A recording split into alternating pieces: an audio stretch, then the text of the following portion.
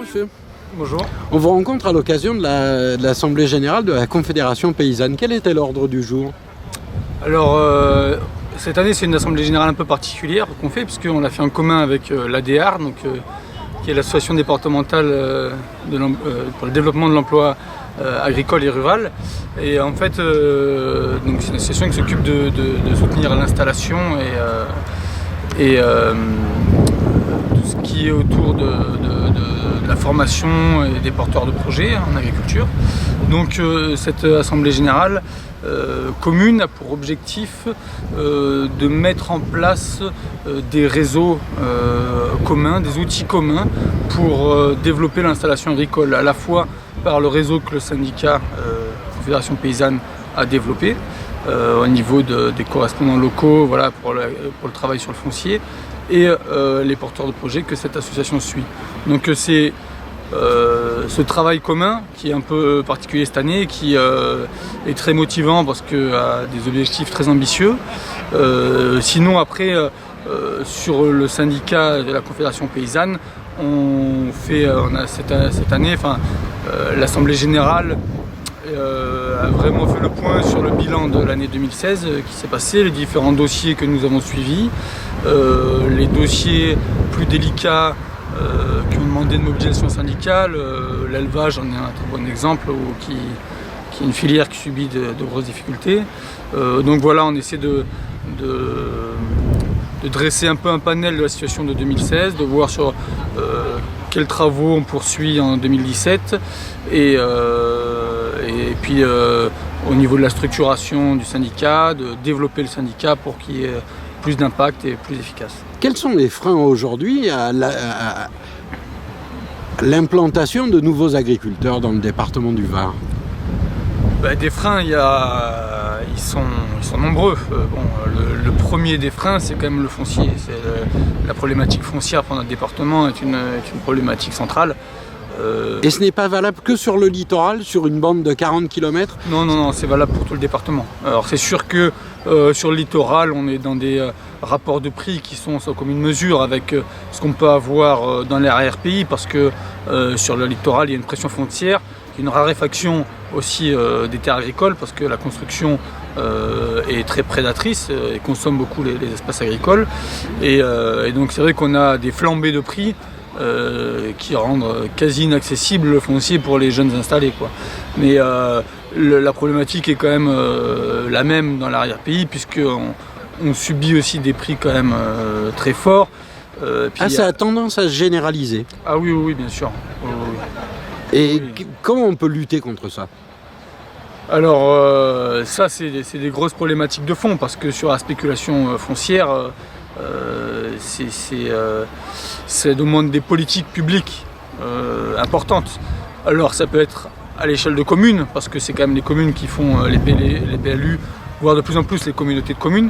Donc des communes qui peuvent avoir la volonté de préserver le foncier agricole et de mettre pour ça en place des garde-fous qui fait que ça préserve le foncier, qu'il ne peut pas y avoir, les gens ne peuvent pas penser que bientôt ça passera constructible.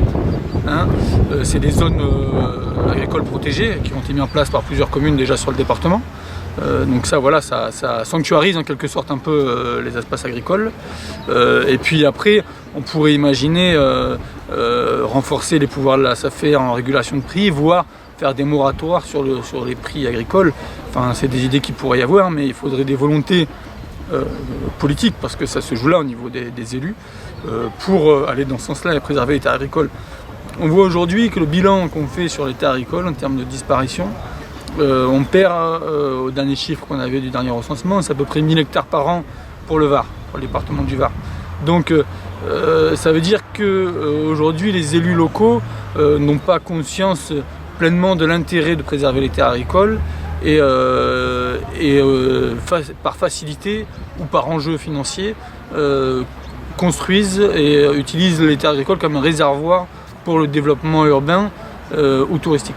Alors tout à l'heure, vous faisiez référence à l'élevage. Si on connaît les problèmes au niveau national, Il en est un ici dans le département, c'est le problème du loup. Où en est ce dossier? Ça fait partie des sujets brûlants sur la filière élevage parce que c'est une des très fortes problématiques. Aujourd'hui, ce dossier, on est dans une situation difficile, c'est-à-dire qu'on a une progression des zones de présence du loup qui augmente, qui est une progression très forte, avec des attaques qui sont reparties à la hausse en termes de nombre de victimes et de nombre d'attaques. On voit qu'aujourd'hui dans le département, on a plusieurs attaques, même dans les morts, ça commence à se répartir sur tout le département. Et donc ça met les éleveurs dans une grande difficulté à plusieurs niveaux.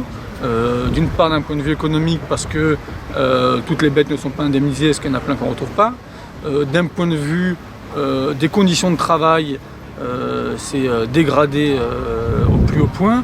On a des éleveurs qui dorment toutes les nuits avec leurs troupeaux et donc c'est aussi destructeur pour la vie de famille, le côté psychologique des éleveurs où on se fait attaquer régulièrement et donc ça c'est insoutenable, on va dire. On est dans une situation en fait où ça devient insoutenable pour les éleveurs.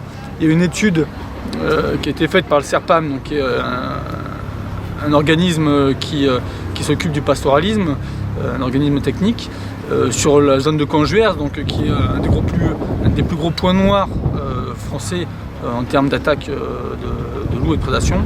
Et ils ont fait une analyse sur la surface pastorale, son évolution, et ils se sont rendus compte qu'en 10 ans, il y a 40% de la surface qui n'est plus pâturée, quoi. Donc on a une régression due directement à la prédation de la surface pastorale, on a une régression de l'élevage pastoral, et donc cet élevage qui est extensif, qui est vraiment essaie d'être en harmonie avec son environnement, c'est lui qui est le plus impacté, et c'est lui qui se retrouve en difficulté avec la présence du loup. Et pourquoi il y a ces grosses difficultés? C'est parce que le loup n'est pas régulé aujourd'hui. Et que, n'ayant plus peur de l'homme, il ose de plus en plus ses attaques dans des endroits, aux portes des bergeries, dans des parcs de tri. Donc c'est vraiment quasiment au cœur de certains villages. Donc c'est vraiment là, il y a une situation qui devient ingérable. Et on avait tendance à faire la comparaison comme il y a 15 ou 20 ans avec les histoires de sangliers, où on disait qu'on allait arriver à une situation qui est celle qu'on connaît à l'heure actuelle, c'est-à-dire une situation ingérable, avec une surpopulation, avec des dégâts énormes. Et le loup, ça va être pareil, quoi. Ça veut dire qu'on va vers une situation ingérable. Et qui c'est qui va en pâtir? C'est les éleveurs. Et ça veut dire quoi, clairement? C'est que c'est la disparition de l'élevage à terme, parce que c'est ce qui s'est passé notamment en Italie. C'est une disparition énorme des éleveurs. On vous rencontre au moment du salon de l'agriculture et on vient de constater que bien que la région ait acheté un stand de 320 mètres carrés, le département du Var n'est pas présent au salon. Comment interprétez-vous cette absence? Écoutez, ça m'étonne pas trop, parce qu'il y a eu quand même de grosses difficultés avec l'échelon départemental concernant les dossiers agricoles, notamment le financement. Il y avait eu l'application de la loi NOTRe, donc c'était une loi qui enlevait la compétence au département, la compétence agricole, et qui l'a reportée sur la région. Sauf qu'il y avait la possibilité d'avoir des dérogations pour qu'il y ait des périodes de transition, notamment budgétaires, parce que c'était ça le gros impact. Et ce qui a été fait dans d'autres départements de notre région, PACA, puisque ça s'est passé au moment d'un changement de mandature. Et dans le Var, non, ils avaient décidé autrement. Ils avaient décidé qu'eux, ils appliqueraient au pied de la lettre la loi, et que du coup, l'agriculture n'est plus de leur compétence. Alors qu'ils avaient la possibilité de faire autrement. Alors il y a une mobilisation de toute la profession là-dessus, pour que quand même on puisse, que la Chambre d'agriculture, que les différents organismes qui s'occupent de développement agricole, de soutien des agriculteurs, de syndicats agricoles, n'aient plus d'un coup un manque de fonds pour leur fonctionnement. Donc il y a eu une mobilisation, le département a accepté de remettre de l'argent.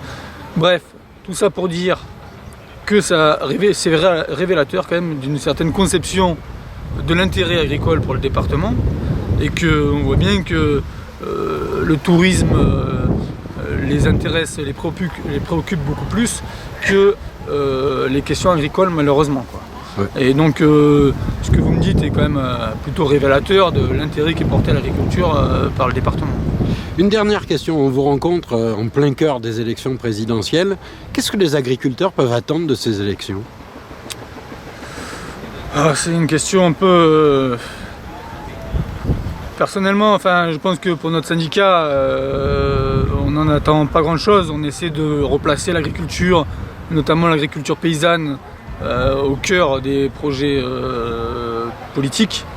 Nous sommes en toute indépendance et c'est vrai qu'on a l'impression que l'agriculture est un peu le grand oublié de cette campagne et que souvent ça sert un peu à instrumentaliser des politiques, mais qu'il n'y a pas de vrai projet pour développer l'agriculture et donner du revenu aux paysans, parce que c'est ça qui est quand même au cœur aujourd'hui, et qu'on voit les crises que subit l'élevage, notamment dans tout le Grand Ouest, où des fermes sont en train de fermer les unes après les autres, et qu'il n'y a pas de politiques qui sont mises en place pour arrêter tout ça, quoi. Et qu'au contraire, tous les accords internationaux de libre-échange et tout ça vont dans le sens d'une dérégulation des marchés. Et concrètement, nous, ce que ça veut dire pour nous au quotidien, pour les paysans, ça veut dire que c'est du revenu en moins, c'est que tous ceux qui sont dans les filières longues voient leur revenu dégradé et voient la fermeture de fermes. Donc aujourd'hui, pour ces élections, malheureusement, on n'a pas l'impression que l'agriculture et les petites et les moyennes fermes sont pris en compte dans ces projets politiques. Oui, on a entendu récemment un candidat dire oui, mais les agriculteurs ont des subventions. Mais en fait, l'agriculteur ne souhaite pas vivre de subventions, mais plutôt de son travail. Oui, alors ça c'est bien évident que dans l'idéal, on voudrait ne pas toucher de subventions et vivre dans notre métier. C'est pour ça qu'une des revendications de notre syndicat, c'est qu'on veut des prix d'abord. On veut des prix pour avoir du revenu. Et c'est ça qui est important. Et après, la question des subventions publiques, c'est avec quel levier on fait une politique agricole. Donc, c'est-à-dire que comment on répartit les enveloppes attribuées à l'agriculture et de quelle façon pour développer quelle agriculture. Aujourd'hui, on voit qu'il y a une inégalité complète dans la répartition de ces enveloppes, où il y a quand même 20% des agriculteurs français qui touchent plus de 80% de l'enveloppe, et puis que on ne va pas vers une sauvegarde des petites fermes, vers une sauvegarde de la diversité de l'agriculture et le développement des agricultures locales. Ça va pas dans ce sens-là, ces politiques. Donc ça, pour nous, c'est un vrai problème, quoi. La question de la politique agricole commune doit replacer en son cœur les paysans et les paysannes qui font vivre les territoires et qui développent l'agriculture de proximité, de qualité, et qui donnent des campagnes vivantes, quoi. Et je pense que c'est quand même ça le cœur des politiques publiques. Eh bien écoutez, je vous remercie, je vous souhaite bon courage et je vous dis à bientôt.